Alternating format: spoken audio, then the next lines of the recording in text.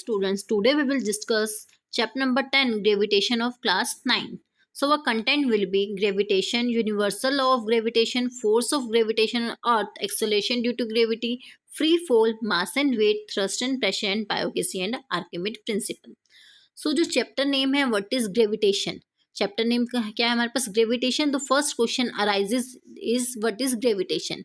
सो बेटा ग्रेविटेशन क्या है? Gravitation is a force of attraction between any two particle in the universe is known as gravitation. जितनी भी हमारे पास यूनिवर्स के अंदर बॉडीज हैं वो एक दूसरे को अट्रैक्ट करती हैं, जो उस फोर्स को हम लोग क्या बोलते हैं? Gravitation force. बेटा इसकी एप्लीकेशन कौन सी है? जो फर्स्ट मोस्ट एप्लीकेशन है, the force that bind us, the force that bind us on earth is the gravitation force। Second क्या है बेटा? सेकंड क्या रहती है? Moving of planet around the sun is also a application of gravitation force. Third application की बात करते हैं तो moving of moon around earth, moving of moon around earth is also a gravitational force. Fourth application करते हैं जो हमारे पास tides आते हैं वो भी हमारे पास कैसे होते हैं? वो हमें is also a gravitational force। so basically gravitational क्या है? it's the force of attraction किन किन के बीच में? between any two particle in the universe। Application करेंगे अगेन हम लोग रिवाइज करते हैं। एप्लीकेशन क्या रहेंगी? The force that bind us on earth. Second की बात करते हैं the moving of planet around sun. The third one is the moving of moon around earth. And the fourth one is जो हमारे पास टाइड्स आते हैं, हाई टाइड्स होते हैं सीज के अंदर, वो भी हमारे पास रीजन होते हैं ग्रेविटेशनल फोर्स के। सो here are the some of the application। one is moving of planet and second one is falling of apple from tree, also an example of gravitation। so what is universal law of gravitation? बच्चा take to magnet, आप एक to magnet लेना, आप उनको suppose I have these two magnet, बहुत heavy weight के हैं, उनको बहुत आप क्लोज रखते हो तो वो बहुत इजीली एक दूसरे को अट्रैक्ट करते हैं। इट मीन्स जो उनका फोर्स ऑफ अट्रैक्शन है बहुत हैवी है तो जल्दी अट्रैक्ट कर पाएंगे, और बहुत लाइटर हैं, स्मॉल इन साइज हैं तो बहुत इजीली एक दूसरे को अट्रैक्ट नहीं कर पाएंगे। इट मीन्स उनके बीच में भी क्या था? वो एक फोर्स था, फोर्स ऑफ अट्रैक्शन। वो किसके डायरेक्टली प्रोपोर्शन था? उनके मासेस के, m1 एंड m2। जितना ज़्यादा मास होगा उतनी जल्दी अट्रैक्ट होते हैं। बड़े मैग्नेट लोगे बहुत बिग इन साइज तो वो ईजिली अट्रैक्ट कर पाएंगे, स्मॉल इन साइज लेंगे तो हमारे पास बहुत लेट से अट्रैक्ट कर पाएंगे, इतने ईजिली अट्रैक्ट नहीं कर पाएंगे। उनके बीच में फोर्स ऑफ अट्रैक्शन कम होगा as compare to magnet that are big in size. तो it depends upon masses. m1 and m2 जो फोर्स था वो डिपेंड कर रहा था मासेस के ऊपर, कैसे? Directly proportional. मास बढ़ता था तो फोर्स ऑफ अट्रैक्शन बढ़ जाता था। टेक अनदर केस, आपके पास जो मैग्नेट है उनको आप बहुत डिस्टेंस पे रखिए तो आप देखोगे उनके बीच में फोर्स ऑफ अट्रैक्शन बहुत कम है। आप उनको जैसे जैसे क्लोज लाते रहोगे तो फोर्स ऑफ जो हमारे पास अट्रैक्शन है वो ज़्यादा होता रहेगा। It means the force of attraction is inversely proportional to the distance. कैसा डिस्टेंस के? डिस्टेंस के स्केयर के इनवर्सली प्रोपोर्शन होता है। तो हमने यहाँ पे दो इक्वेशन की, one is F is directly proportional to the force of attraction is directly proportional to the masses of the object and it is inversely proportional to the distance, square of distance between them। so universal law of gravitation हमें कहता है according to this law the force of attraction between the particle is directly proportional to the product of their masses। as I told you, बड़े magnet होंगे तो easily attract करेंगे, small size के होंगे तो इजिली अट्रैक्ट नहीं करेंगे। Second one is inversely proportional to the square of distance between these two particles. Next slide, universal gravitational constant. Here बेटा यहाँ पे टू ऑब्जेक्ट हैं, एक m1 है एक m2 है, ये एक दूसरे को अट्रैक्ट करते हैं। इफ़ कि उनके बीच में मोशन नहीं हो रही है तो इसका मतलब क्या होता है? जो जिस फोर्स से जो फर्स्ट ऑब्जेक्ट है अट्रैक्ट कर रहा है सेम फोर्स से सेकेंड ऑब्जेक्ट भी अट्रैक्ट कर रहा है। So F1 is equal to F2, this is equal to G m1 m2 upon R square. अब ये कहाँ से आया? That I will show you. So as I told you the product of their masses is directly proportional to the force, gravitational force। And it is inversely proportional to the square of distance between them. तो हम इस equation को कैसे लिख सकते हैं, F is proportional to m1 m2 upon R square. तो अब ये साइन ऑफ प्रोपोर्शनैलिटी को हटाने के लिए, जो इसमें ये साइन ऑफ प्रोपोर्शनैलिटी है, इसको हटाने के लिए हमें एक कांस्टेंट की रिक्वायरमेंट होगी। दैट कांस्टेंट इज जी। जी क्या है हमारे पास, यूनिवर्सल ग्रेविटेशनल कांस्टेंट जी। ठीक है, अब यहाँ से हम जी की वैल्यू निकाल सकते हैं। दस जी, यहाँ से जी किसकी इक्वल होगा हमारे पास, F R square upon m1 m2। So g is equal to f r square upon m1 m2 and the what's the unit of g। अब यूनिट की बात करते हैं हम। यूनिट ऑफ जी क्या रहेगा बच्चा, अब देखो एफ की यूनिट क्या होती है, फोर्स की यूनिट क्या होती है, N newton. Distance is measure in metre square upon per KG square. So the unit is N newton metre square per KG square, -2 है ये, right. The unit is N M square per KG square, right. And the what's the value of constant, कोई constant है तो constant की value होगी। And the value of G is equal to 6.67 into 10⁻⁻11 newton. 6.67 into 10⁻⁻11 Newton metre square per KG square, right. Now होपली आप लोगों को ये concept समझ आ गया होगा यूनिवर्सल ग्रेविटेशन कांस्टेंट का। फिर से रिवाइज कराती हूँ, what is universal gravitational constant. Universal gravitational constant क्या था, टू बॉडीज के बीच में जो फोर्स ऑफ अट्रैक्शन था, that is known as universal gravitation constant. और ये किसके इक्वल होता था, ये हमारे पास डायरेक्टली प्रोपोर्शनल होता था m1 m2 की, मतलब masses of the body, and inversely proportional होता था उनके बीच के डिस्टेंस के। सो हम लोग इसको लिख सकते थे f is directly proportional to m1 m2 upon R square, then f is equal to g m1 m2 upon R square. G जो है हमारे पास ग्रेविटेशनल कांस्टेंट होता है, इसी को यूनिवर्सल लॉ ऑफ ग्रेविटेशन कहते हैं। और इसकी जो वैल्यू होती है वो क्या होती है बेटा, 6.67 into 10⁻⁻, it's value is equal to 6.67 into 10⁻⁻11। और इसकी यूनिट क्या रहती है हमारे पास, newton metre square per KG square. So hopefully आप लोगों को कॉन्सेप्ट समझ आ गया होगा यूनिवर्सल ग्रेविटेशनल कांस्टेंट का, right. Moving to your next topic. Next topic is acceleration due to gravity. बच्चा what is acceleration due to gravity, इसको ट्राई करना बहुत अच्छे से समझने के लिए। सपोज हम यहाँ पे हैं और मैं एक ऑब्जेक्ट को ऊपर की तरफ थ्रो करती हूँ। मैंने एक ऑब्जेक्ट ऊपर तक थ्रो किया, कुछ टाइम के बाद वो नीचे भी गिरेगा, राइट, गिरेगा। अब देखो उसकी जो वेलोसिटी है वो कभी भी सेम नहीं रहेगी। जब मैंने थ्रो किया, मैंने इनिशियली उसको वेलोसिटी दी, ऊपर जब वो पहुँच गया, ऊपर से जब वो नीचे गिरने लगा, जब वो टॉप मोस्ट पोजिशन पे था, जब वो टॉप मोस्ट यहाँ से मैंने थ्रो किया, जब इस टॉप मोस्ट पोजीशन पे था, उसकी वेलोसिटी क्या रही होगी, वहाँ पे 0 हो गई होगी। उसके बाद वो नीचे गिरने लगा तो उसकी फिर से वेलोसिटी कुछ इंक्रीज हो गई होगी। इट मीन्स ऊपर से नीचे जाने की जो ये ऊपर से नीचे आने तक में उस ऑब्जेक्ट की जो वेलोसिटी में रहा होगा चेंजेस होंगे। कभी वेलोसिटी इंक्रीज हो रही होगी, फिर वेलोसिटी डिक्रीज हो रही होगी, एक टॉप मोस्ट पोजीशन पे जाके वेलोसिटी जो होती है उसकी 0 हो गई होगी। जो ये रेट अब क्या है, वेलोसिटी चेंज हो रही है, और we know that rate of change of velocities, velocity का चेंज होता है उसको हम लोग क्या बोलते हैं, right, acceleration. Rate of change of velocity is acceleration, right. So अब जो वेलोसिटी चेंज हो रहा है इसको हम लोग क्या कहते हैं बेटा, rate of change of velocity. और जब हम लोग इसको अर्थ के केस में लेते हैं, हम तो ऑब्जेक्ट कहाँ से थ्रो कर रहे हैं, अर्थ से थ्रो कर रहे हैं, और वो नीचे गिर रही है, तो हम उसको बोलते हैं acceleration due to gravity, right.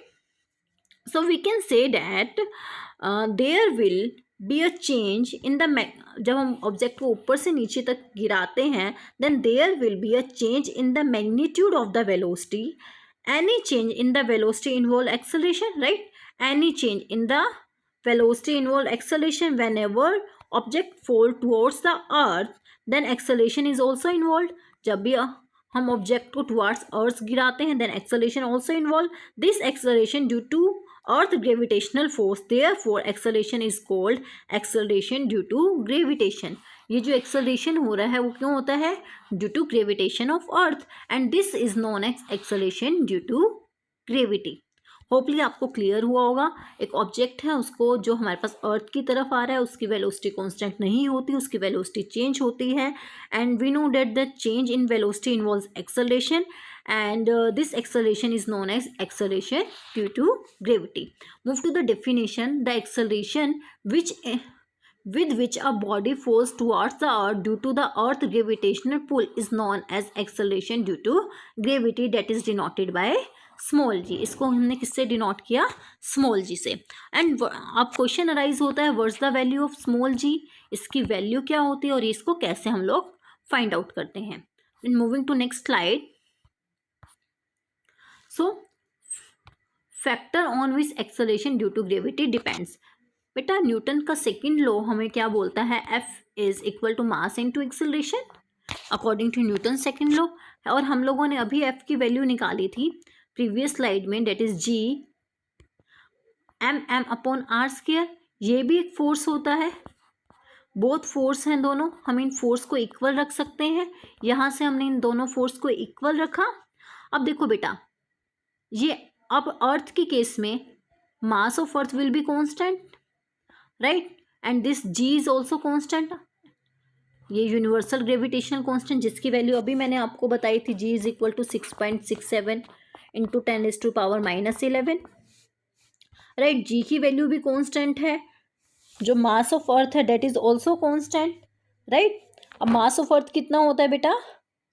Mass of earth capital M की जो वैल्यू है that is equal to 6 into 10⁻24 and it's constant, right. And radius of earth is also constant, this is equal to 6.4 into 10⁻6, ये भी constant है। इन सभी constant को like G m upon R square, ये सारे कांस्टेंट को मिला के हम लोगों ने एक और कांस्टेंट की वैल्यू दे दी, डेट इज G। ये G क्या है हमारे पास? It is gravity of earth. ये हमारे पास क्या है? Gravity of earth, and it's value is equal to, जब हम इसको सबकी वैल्यू को पुट करके इसकी वैल्यू निकालते हैं तो इसकी वैल्यू आती है 9.8। एज वी नो ये क्या है? Acceleration due to gravity. Acceleration है तो इसकी यूनिट क्या रहेगी बेटा? m पर सेकेंड स्क्वायर, मास पर सेकेंड स्क्वायर। सो अभी हमने वैल्यू ऑफ G की बात की थी। हम लोगों ने मैं आपको बताया था मास of earth is 6 into 10⁻24 kg। Radius of अर्थ लेंगे, ग्रेविटेशनल कांस्टेंट है, वैल्यू ऑफ G को हम लोग फाइंड आउट करेंगे, इट विल बी 9.8 मीटर पर second square. Next, what is free fall? Now the topic is free fall. What is free fall? Free fall क्या है बेटा? जब हमने ऑब्जेक्ट को थ्रो किया है, the falling body on of which only force of gravitation of earth act known as freely falling body. बेटा जिस ऑब्जेक्ट को आपने ऊपर से नीचे तक फेंक दिया और फ्रीली है बिल्कुल, और उसके ऊपर फोर्स कौन सा लगेगा? जो अर्थ पे आएगी, तो कौन सा फोर्स लगता है? Only gravitational force. The fall of the body as free fall, known as free fall, a freely falling body has acceleration due to equal to acceleration due to gravity। उसके ऊपर कौन सा acceleration लगता है बेटा? acceleration due to gravity। This is an example of free fall। Next slide, what is mass and what is weight? बेटा mass और weight में क्या difference है? आपने सुना है एक पर्सन का मास जो वेट होता है वो सेम नहीं रहता, वो अर्थ पे अलग है और मून पे अलग है, राइट। एक पर्सन का मास जो होता है वो अर्थ पे अलग होता है और मून पे अलग होता है। जो मून पे जो मास होता है वो 1/6 होता है approximately. If I am 60 kg, जो मेरा वेट सपोज 60 kg है, मैं मून पे जाके मेज़र करूँगी तो 60/6 डेट इज़ 10 kg हो जाएगा। तो इसका मतलब मास और वेट में कुछ ना कुछ डिफरेंस रहता होगा। आई एम सेइंग मेरा वेट जो है वो 60 kg है, माई वेट इज़ 60 kg। जब मैं कहाँ पे? मैं अर्थ पे रहती हूँ, अर्थ पे। जब मैं मून पे जाके चेक करती हूँ तो इसमें 60/6 हो जाता है, इट मीन्स 10 kg रह जाता है। इट मीन्स इनकी वेट में इतना डिफरेंस क्यों है?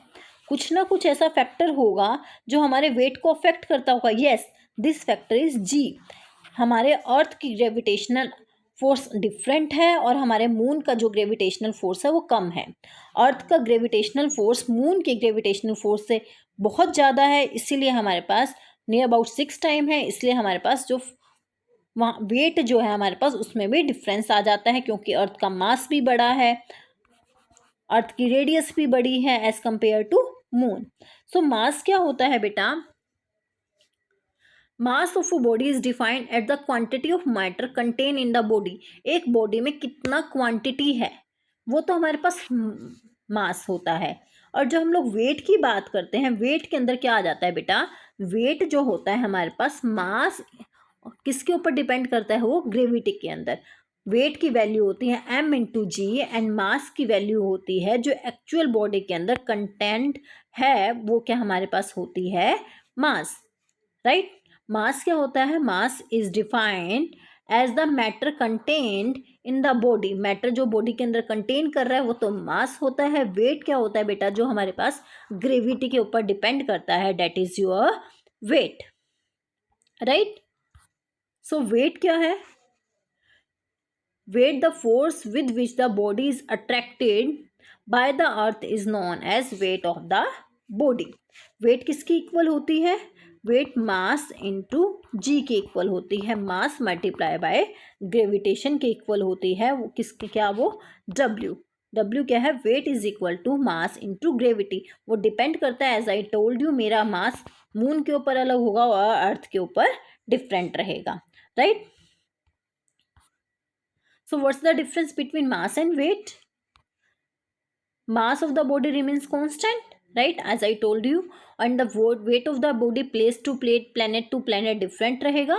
mass of the body is never zero, और the weight of the body जो है हमारे पास, weight of the body at the center of earth is zero। center of earth की बात करते हैं। mass of a mass is a scalar quantity। weight जो है हमारे पास वेक्टर क्वांटिटी है। वेक्टर क्वांटिटी बेटा कौन सी होती हैं? जिसको जो हमारे पास डायरेक्शन भी देती हैं, डायरेक्शन पे भी डिपेंड करती है। वेट भी हमारे पास डिपेंड करता है डायरेक्शन के ऊपर। जो हमारे पास ग्रेविटी है वो हमारे पास कैसे हमें अट्रैक्ट करती है टुवर्ड द अर्थ सेंटर, अर्थ की ग्रेविटी। तो डिपेंड कर रहा है डायरेक्शन किस तरफ, वो कैसे लगती है हमारे पास? नीचे की साइड लगती है। सो हमारे पास क्या है? वो एक वेक्टर क्वांटिटी है। क्या? वेट बेटा। Mass is measured in KG, weight is measured in KG और in newton. Mass is written measured by beam balance, और वेट हम लोग किससे करते हैं बेटा? वेइंग मशीन से हम लोग अपना वेट को मेज़र कर लेते हैं। जो हम अपना मेज़र करते हैं वो हमारे पास बेसिकली क्या होता है बेटा? हमारा वेट होता है, राइट। अब मैं आपको एक क्वेश्चन जो हमारी बुक का है बच्चा, जो हमारे पास अर्थ है इसका ग्रेविटेशन भी वेरी करता है। कहाँ पे? इक्वेटर पे अलग होता है ग्रेविटेशनल फोर्स और पोल्स पे अलग होता है। एज क्यों बेटा? क्योंकि जो हमारे पास अर्थ है it's not a proper sphere. वो हमारा पूरा का पूरा सर्कल नहीं बनाती है। वो अर्थ जो है हमारे पास वो सेंटर से वाइड है और पोल्स पे जाती जाती छोटी होती रहती है, राइट। इसका मतलब पोल्स पे जो रेडियस है वो कम होती रहती है। और जी किसके ऊपर होता है? 1/r²। जी किसकी इक्वल होता है? 1/r²। और ये हमारे पास अर्थ है, पोल्स पे कैसा है? छोटा, और इक्वेटर पे ज़्यादा है। रेडियस कहाँ? पोल्स पे कम है। इट मीन्स देखो किसके इन्वर्सली प्रोपोर्शनल है ग्रेविटेशन? आर से। तो इसका मतलब क्या है बेटा? पोल्स के ऊपर जो हमारे पास ग्रेविटेशनल फोर्स होता है वो ज़्यादा होता है, और जो हमारे पास इक्वेटर पे जो ग्रेविटेशनल फोर्स है वो कम होता है। इसका रीज़न क्या रहेगा? क्योंकि as our earth is not a proper sphere, right, it's radius varies at equator and poles. इसकी जो रेडियस है वो वेरी करती है, and we know that G is inversely proportional to the r²।